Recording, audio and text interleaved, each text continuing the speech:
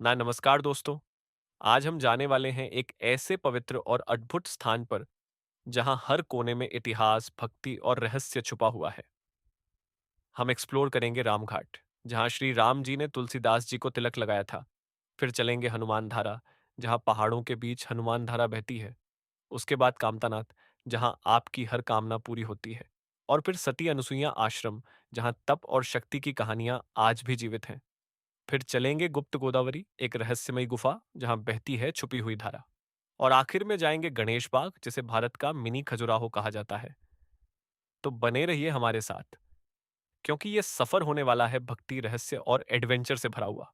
चित्रकूट का रामघाट एक ऐसा पवित्र स्थान जहां आस्था आज भी बहती है, जहां हर लहर, हर ध्वनि भगवान के स्पर्श का एहसास कराती है।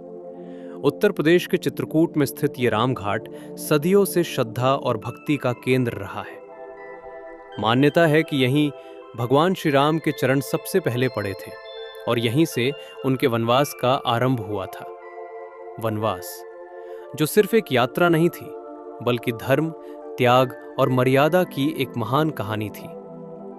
रामघाट के किनारे आज भी एक अद्भुत शांति महसूस होती है। गंगा की लहरों की ध्वनि और भक्तों की प्रार्थनाएं सब मिलकर एक ऐसा वातावरण बनाते हैं जहां मन अपने आप शांत हो जाता है। लेकिन इस स्थान से जुड़ी एक कहानी इसे और भी खास बनाती है। कहा जाता है इसी स्थान पर गोस्वामी तुलसीदास चंदन घिस रहे थे। वो अपने भक्ति में इतने लीन थे कि उन्हें अपने आसपास की दुनिया का भी ध्यान नहीं था। तभी एक छोटा सा बालक वहां आया, साधारण सा रूप, लेकिन चेहरे पर एक अद्भुत तेज। वो बालक धीरे से तुलसीदास जी के पास आया और बिना कुछ कहे उनके माथे पर चंदन का तिलक लगा दिया।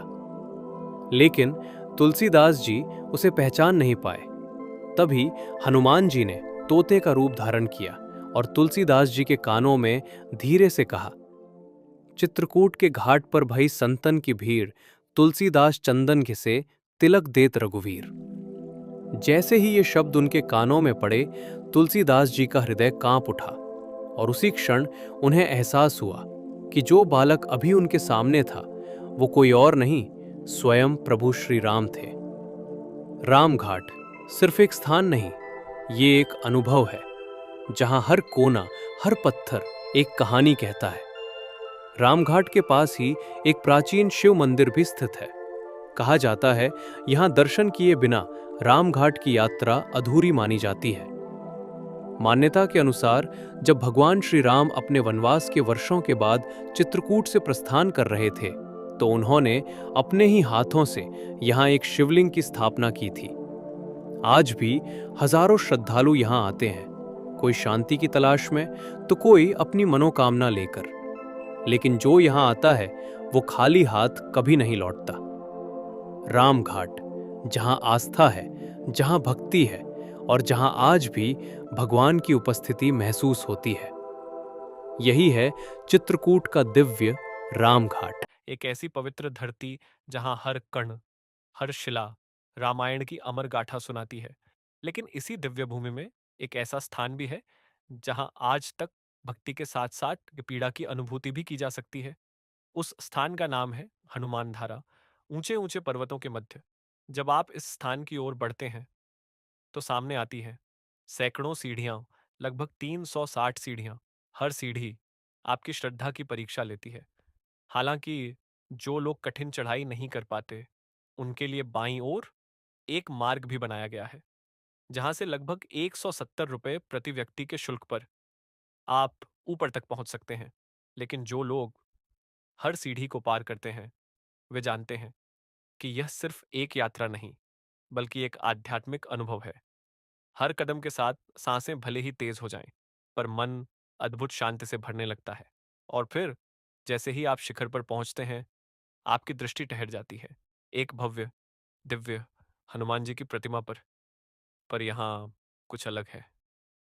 हनुमान जी के ऊपर से एक सतत जलधारा बह रही है, शीतल, निर्मल और अनंत, मानो प्रकृति स्वयं उनकी सेवा में लगी हो। परंतु प्रश्न यह उठता है कि यह जलधारा अंततः आती कहां से है? क्या यह मात्र एक प्राकृतिक स्रोत है, या इसके पीछे छिपी है कोई दिव्य कथा? यह कथा जुड़ी है लंका दहन के उस प्रसंग से, जब हनुमान ने रावण की स्वर्णमयी लंका को अग्नि के हवाले कर दिया था। वह अग्नि इतनी प्रचंड थी कि उसकी ज्वाला का ताप स्वयं हनुमान जी के शरीर में समा गया। उनका शरीर जलने लगा और वे असहनीय वेदना में आ गए। अपनी इस असहनीय पीड़ा के साथ हनुमान जी पहुंचे श्री राम के समक्ष। उन्होंने विनम्र स्वर में कहा, प्रभु, यह दाह अब सहन नहीं होता। उनकी वाणी में वेदना थी और नेत्रों में करुण निवेदन। तब भगवान श्री राम ने अपने बाण से इस पर्वत को भेद दिया और उसी क्षण वहां से प्रकट हुई एक शीतल जलधारा, जो न केवल जल थी बल्कि एक दिव्य उपचार थी। ये वही धारा है जो आज भी हनुमान जी को शीतलता प्रदान कर रही है। समय बीतता गया, युग बदलते गए, परंतु यह जलधारा आज भी उसी प्रकार बह रही है। न कभी रुकती है, न कभी सूखती है। यह एक ऐसा रहस्य है जिसे आज तक विज्ञान भी पूर्णतः समझ नहीं पाया है। यहाँ आने वाले श्रद्धालु कहते हैं कि जैसे ही इस जल की बूंदें उनके शरीर को स्पर्श करती हैं, उनकी सारी थकान, सारी पीड़ा मानो कहीं विलीन हो जाती है और एक अदृश्य शक्ति उन्हें भीतर से स्पर्श करती है। यह स्थान केवल एक मंदिर नहीं, ये एक अनुभूति है जहां आस्था और रहस्य एक साथ मिलते हैं, जहां हर बूंद एक कथा कहती है। तो जब भी आप चित्रकूट की इस पावन भूमि पर आए, तो केवल दर्शन ही नहीं बल्कि इस दिव्य अनुभव को अपने भीतर महसूस करें, क्योंकि हनुमान धारा केवल एक स्थान नहीं बल्कि एक जीवंत आस्था है। क्या है इस जगह में ऐसा जो लोगों को इतनी आस्था और इतना विश्वास देता है? ये है चित्रकूट, एक ऐसी भूमि जहां हर पत्थर में राम की कहानी बसती है। और इसी पवित्र भूमि के बीचों बीच स्थित है कामतानाथ मंदिर, जहां भगवान राम को कामतानाथ कहा जाता है, यानी हर इच्छा पूरी करने वाले भगवान। कहते हैं जब भगवान राम वनवास पर थे तो उन्होंने अपने जीवन के लगभग 11 साल यहीं चित्रकूट में बिताए। यहाँ के जंगल, ये पहाड़, सब उस समय के साक्षी हैं। और सबसे खास कामदगिरी पर्वत। कहते हैं ये सिर्फ एक पहाड़ नहीं है, ये स्वयं भगवान राम का जीवित स्वरूप है। हर दिन हजारों भक्त इस पर्वत की परिक्रमा करते हैं। करीब 5 किलोमीटर का रास्ता नंगे पांव, कोई धीरे धीरे चलता है, कोई दंडवत करता है। हर कदम पर एक ही विश्वास, अगर सच्चे मन से यहां परिक्रमा की तो हर मनोकामना पूरी होगी। रास्ते में छोटे छोटे मंदिर, राम नाम के जयकारे और हर चेहरे पर आस्था। एक कहानी बहुत प्रसिद्ध है। एक गरीब किसान जिसके पास कुछ नहीं था, वो यहां आया नंगे पांव, पूरी परिक्रमा की। हर कदम पर बस एक ही प्रार्थना, हे राम, मेरी जिंदगी बदल दो। कुछ महीनों बाद उसकी जिंदगी सच में बदल गई। लोग कहते हैं ये कामतानाथ का चमत्कार था। लेकिन ये जगह सिर्फ आस्था ही नहीं, एक रहस्य भी समेटे हुए है। कई लोग बताते हैं रात के समय यहां अजीब सी ऊर्जा महसूस होती है। कुछ ने कहा उन्हें कदमों की आवाज सुनाई दी, जैसे कोई उनके पीछे चल रहा हो। लेकिन जब पीछे मुड़े, कोई नहीं था। कामदगिरी पर्वत की एक और खासियत, इसे कहीं से भी देखो, ये धनुष के आकार जैसा दिखता है, जैसे भगवान राम का धनुष। क्या ये सिर्फ संयोग है या कोई संकेत? पास ही स्थित है रामघाट, जहां भगवान राम, सीता और लक्ष्मण स्नान करते थे। आज भी लोग वहां स्नान करके कामतानाथ के दर्शन के लिए आते हैं। ये पूरी यात्रा एक आध्यात्मिक अनुभव बन जाती है। कामतानाथ मंदिर सिर्फ एक मंदिर नहीं है, ये विश्वास है, ये उम्मीद है। ये वो जगह है जहां लोग अपनी टूटी हुई उम्मीदों को लेकर आते हैं और एक नई शुरुआत लेकर जाते हैं। अगर तुम्हें मौका मिले 5 किलोमीटर नंगे पांव चलकर अपनी एक इच्छा पूरी करने का, तो क्या तुम करोगे? या फिर इसे सिर्फ एक कहानी समझकर छोड़ दोगे? अगर वीडियो पसंद आया हो तो लाइक, शेयर और सब्सक्राइब जरूर करना। और कमेंट में लिखो जय श्री राम। चित्रकूट एक ऐसी पवित्र भूमि जहां हर कदम आस्था की ओर बढ़ता है। जब आप यहां पहुंचते हैं तो सबसे पहले पवित्र मंदाकिनी नदी से आपका सामना होता है। इस नदी का शांत बहता जल मानो आपके मन को भी धीरे धीरे शांति से भर देता है। थोड़ा आगे बढ़ते ही आपको दर्शन होते हैं हनुमान जी के, लेकिन यहाँ वे सामान्य रूप में नहीं बल्कि विश्राम करते हुए लेटे हुए दिखाई देते हैं। उनका यह रूप एक अलग ही रहस्य और शांति का अनुभव कराता है। और फिर आपके सामने प्रकट होता है मां अनसुया का पावन मंदिर, जहां आज भी उनकी तपस्या, उनकी शक्ति हर भक्त को अनुभव होती है। यह यात्रा केवल स्थानों की नहीं है, यह एक अनुभूति है जहां हर दृश्य आपको भीतर से स्पर्श करता है। बहुत समय पहले चित्रकूट के घने जंगलों में एक आश्रम था जहां निवास करते थे महर्षि अत्रि और उनकी पत्नी सती अनसुया। माता अनसुया अपने पतिव्रता धर्म के लिए पूरे ब्रह्मांड में प्रसिद्ध थी। उनकी तपस्या इतनी शक्तिशाली थी कि देवता भी उनसे प्रभावित थे। एक दिन त्रिदेव, ब्रह्मा, विष्णु और महेश ने उनकी परीक्षा लेने का निश्चय किया। तीनों साधु का रूप धारण कर माता अनसुया के आश्रम पहुंचे और भिक्षा मांगी, लेकिन उनकी शर्त सुनकर कोई भी चौंक जाए। भिक्षा तभी देंगे जब आप हमें बिना वस्त्र के भोजन कराएं। यह एक कठिन परीक्षा थी, लेकिन माता अनसुया ने अपने सतीत्व और बुद्धि से इस चुनौती को भी पार कर लिया। उन्होंने अपने तप्पल से तीनों देवताओं को छोटे छोटे शिशु बना दिया और फिर मां के रूप में उन्हें प्रेम से भोजन कराया। जब त्रिदेव की पत्नियों को यह बात पता चली तो वे चिंतित हो उठी। सरस्वती, लक्ष्मी और पार्वती ने माता अनसुया से विनती की।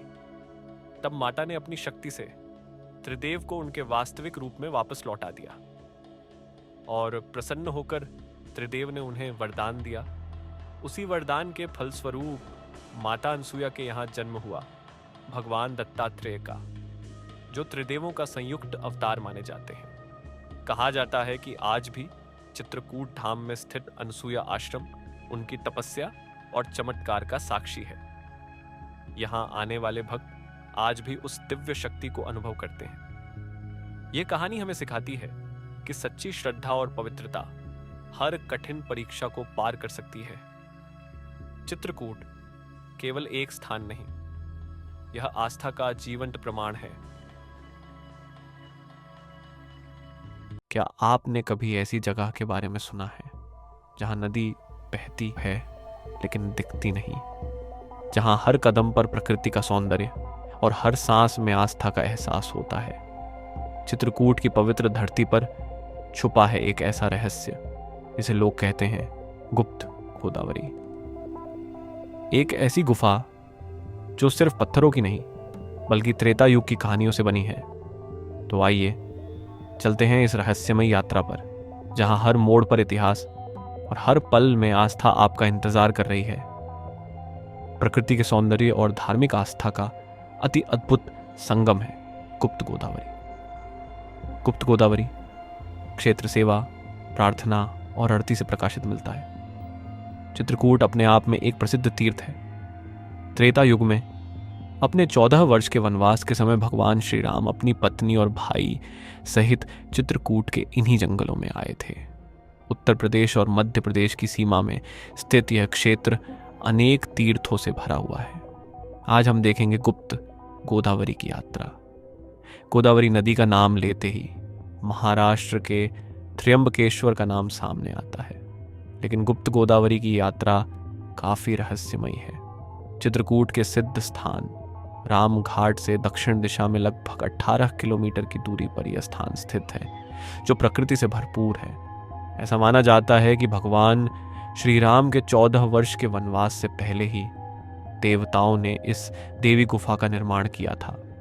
यात्रा के दौरान बाजार में दोनों तरफ प्रसाद की दुकानें मिलती हैं। प्रसाद लेने के बाद श्रद्धालु निर्धारित टिकट लेकर तय रास्ते से चढ़ते हुए प्रथम प्रवेश द्वार तक पहुंचते हैं।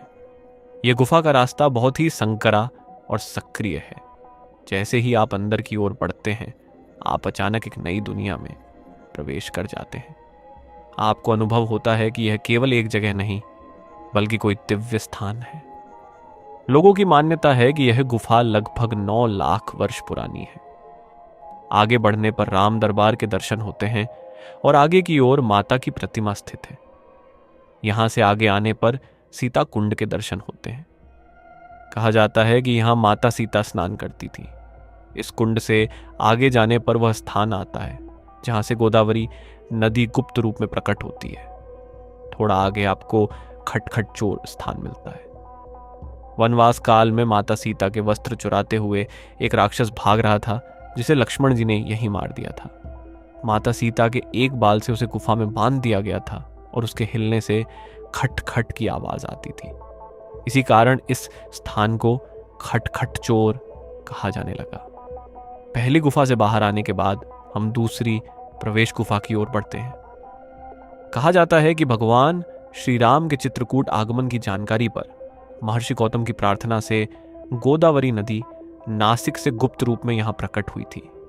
इसी कारण इस गुफा का नाम गुप्त गोदावरी पड़ा। इस गुफा में घुटनों तक पानी भरा रहता है और भक्त उस पानी में चलते हुए ईश्वर की आस्था के साथ प्रकृति के सौंदर्य का आनंद लेते हुए भगवान का जाप करते जाते हैं। यह गुफा मानो आपको त्रेता युग के समय का साक्षी बना देती है। लगभग 9 लाख वर्ष पुरानी इस गुफा से बाहर निकलने के लिए एक अलग रास्ता है।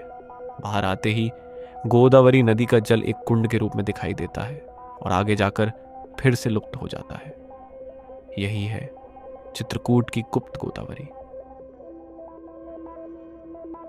चित्रकूट एक ऐसी पवित्र धरती जहां हर कोना इतिहास और आस्था से भरा हुआ है। और इसी पावन भूमि से करीब 11 किलोमीटर दूर करवी के पास स्थित है एक अनोखी जगह जिसे लोग कहते हैं उत्तर प्रदेश का मिनी खजुराहो। लेकिन सवाल ये है, क्या हमने इसे कभी सच में समझने की कोशिश की है? 19वीं सदी में विनायक राव पेशवा ने इसका निर्माण कराया था।